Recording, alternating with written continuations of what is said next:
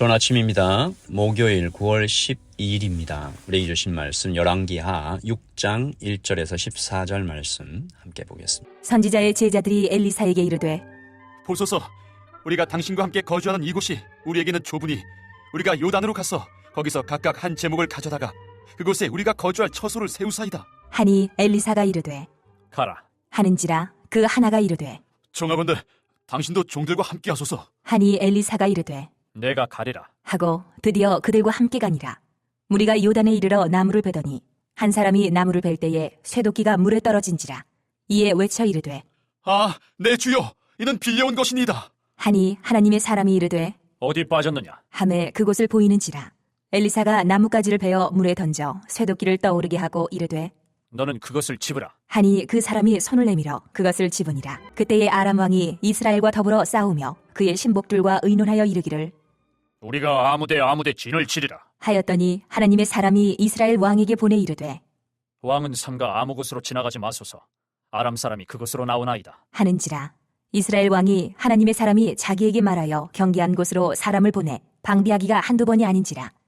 이러므로 아람 왕의 마음이 불안하여 그 신복들을 불러 이르되 우리 중에 누가 이스라엘 왕과 내통하는 것을 내게 말하지 아니하느냐? 하니 그 신복 중에 한 사람이 이르되 우리 주 왕이여, 아니로소이다.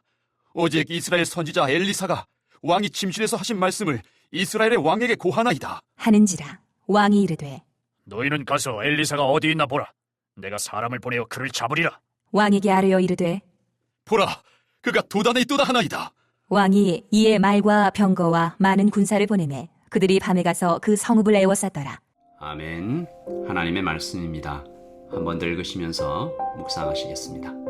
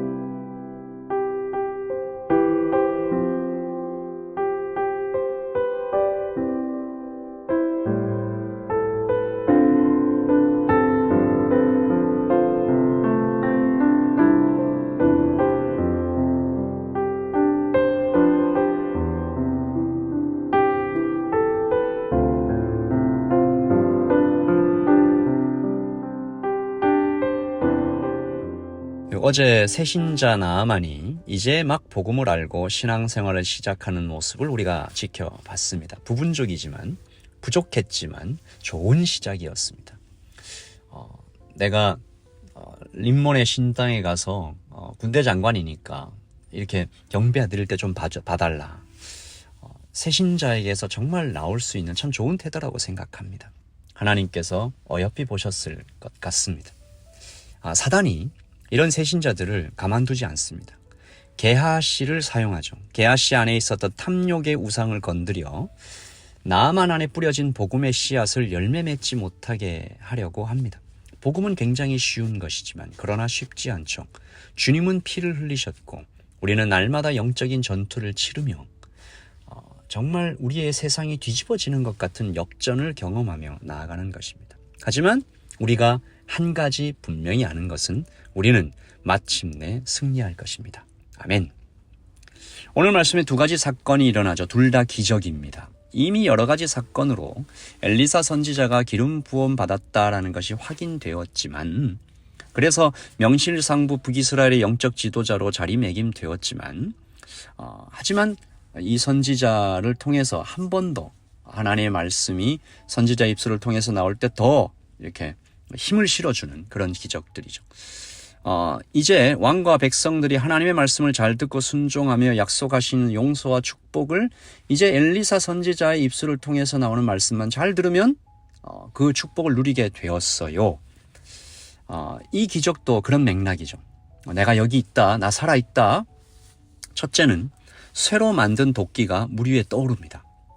둘째는 아람 왕의 작전을 미리 알아서 이스라엘 왕에게 알려주시는 그런 예언의 기적이죠. 둘 다 세상의 이치를 뛰어넘습니다. 하나님의 신비죠. 여러분, 쇳덩어리는 물에 가라앉습니다. 당연하죠. 그러나 하나님이 명하시면 물 위에 떠오릅니다. 5절이죠. 한 사람이 나무를 벨 때에 쇠도끼가 물에 떨어진지라 이에 외쳐 이르되 아, 내 주여, 이는 빌려온 것이니이다. 하나님의 사람이 이르되 어디 빠졌느냐 하매 그곳을 보이는지라 엘리사가 나뭇가지를 베어 물에 던져 쇠도끼를 떠오르게 하고 이르되 너는 그것을 집으라 하니 그 사람이 손을 내밀어 그것을 집으니라. 아멘. 엘리사가 하나님의 선지자임을 너무 분명히 보여주는 기적이죠. 두 번째 기적은 아람의 왕이 밀실에서 비밀리에 작전을 세우고 쳐들어가자. 군사작전이니까 특급 기밀이겠죠. 그런데 이게 자꾸 새나가는 것입니다. 9절. 하나님의 사람이 이스라엘 왕에게 보내 이르되 왕은 삼가 아무 곳으로 어떤 곳으로 지나가지 마소서. 아람 사람이 그곳으로 나오니다. 왜 매복하고 있다 기습할 겁니다. 이스라엘 왕이 하나님의 사람이 자기에게 말하여 경계한 곳으로 사람을 보내 방비하기가 한두 번이 아닌지라. 가봤더니 거기 있는 거예요. 숨어 있는 거예요. 그래서 잡았겠죠. 아람 왕이 너무 이것이 황당해 가서 처음에는 신하 중에 배신자가 있다라고 의심합니다. 12절. 그 신복 중에 한 사람이 이르되 우리 주 왕이여, 아닙니다. 우리 중에 배신자가 있는 것이 아닙니다. 오직 이스라엘 선지자 엘리사가 왕이 침실에서 하신 말씀을 이스라엘의 왕에게 고하나이다. 아람 왕이 이 말을 듣고 결정하죠. 아, 이 전쟁의 승패는 엘리사에게 달려있구나. 엘리사를 잡자. 엘리사를 죽이자. 왕이 이르되 13절. 너희는 가서 엘리사가 어디 있나 보라. 내가 사람을 보내어 그를 잡으리라. 왕에게 아뢰어 이르되 보라, 그가 도단에 있도다. 왕이 이에 말과 병거와 많은 군사를 보내매 그들이 밤에 가서 그 성읍을 에워쌌더라. 이제 엘리사가 목숨이 경각에 달린 이 사건인데요.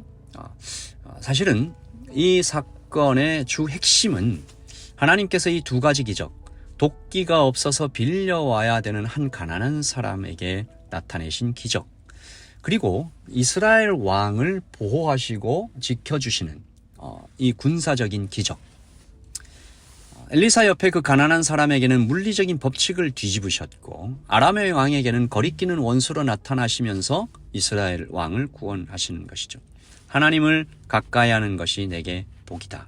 하나님은 당신의 백성을 지키시고 돌보시며 싸우시는 아버지로, 용사로 다가오고 계심이죠.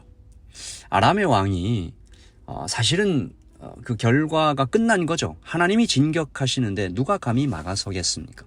아람의 왕의 운명은 끝난 것인데 제가 이런 좀 마음이 들었습니다. 적어도 우리가 이방의 왕이지만 이 아람의 왕에게 한 가지 배울 것이 있지 않나.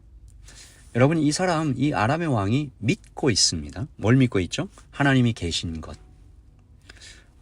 하나님이 계시고 그 하나님께서 실제로 이런 역사를 행하시고 말로만 믿지 않았어요. 그 믿음대로 행동하고 있잖아요. 엘리사를 제거하라 군대를 보내지 않습니까?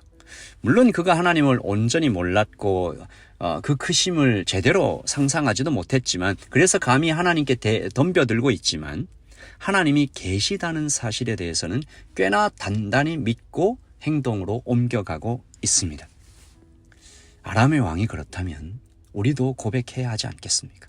하나님 앞에 천지와 만물이 복종하고 물의 비중을 바꾸어서 쇠도끼를 물 위에 떠오르게 하시는 하나님. 하나님 앞에 어떤 비밀도 없음을 또한 우리가 보았으니 내가 할 수 없는 일을 하나님이 하시는 분이니 하나님과 동행할 때 나는 안전하니. 아람의 왕이 하나님 정말 살아계시구나, 그분을 그렇게 믿고 행동했던 것처럼 오늘 하루 하나님을 믿고 행동하며 실천하며 걸어가는 우리 모두가 되기를 예수님의 이름으로 축복합니다. 우리 같이 한번 기도함으로 오늘 하루를 시작하겠습니다. 아버지 하나님, 아람의 왕은 믿었습니다. 쇠도끼는 떠올랐습니다. 하나님은 살아계십니다. 우리 안에 있는 어떤 어려움도 하나님께서 만지시면 해결됩니다. 하나님은 이기십니다. 지키십니다. 보호하십니다. 하나님을 만나면 끝난 것입니다. 아버지 하나님, 여기 모인 모든 하나님의 백성들에게 이 믿음의 고백이 분명하게 세워지게 하시고, 그래서 우리도 날마다 주님과 함께 동행하며 승리하는 백성들 되게 하여 주시옵소서. 감사합니다. 예수님의 이름으로 기도합니다. 아멘. 여러분, 오늘도 주님 안에서 평안하십시오. 주님 안에서 승리하십시오. 주님 안에서 담대하십시오. 주님 안에서 안전하십시오. 내일도 하나님의 말씀을 함께 뵙겠습니다. 샬롬.